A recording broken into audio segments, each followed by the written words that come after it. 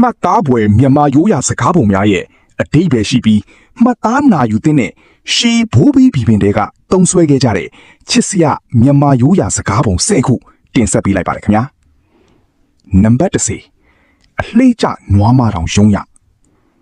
နံပါတ်9အပေါ်ရန်ရွှေမုံကြီးအထဲကနွားချီခံနံပါတ်10ခွေးတက်သည့်နွားကိုရှောင်းပြန်ကန်တက်သည့်နွားနဲ့ညာနံပါတ်9အပြောက်ရင်စင်စည်းရှာစင်ပြောက်ရင်စံခါနေချနံပါတ်6အဖျားတက်အမိတ်ရနိုးနိုး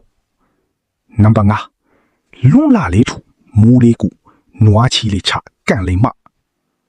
နံပါတ်4ကံမရှိညာရှိတိုင်းမွဲနံပါတ်3ရှင်ပြုတ်တုံးကရွှေထီးဆောင်နံပါတ်2ကင်းကြီးလေးမီးမခံနိုင်နံပါတ်1ပထမတော်ဝင်ကိုမစီအဓိပ္ပာယ်ပြီးွားပြီးလိုက်နာတဲ့အခြားသောစကားပုံများကိုလည်းအားလုံးသိရှိရအောင်ကွန်မန့်မှာမှန်သွားပေးပါဦးခုလို top 10 list များတင်ဆက်ပြီးသွားမှာမို့ channel ကို follow လုပ်ထားဖို့မမိပါနဲ့ဦး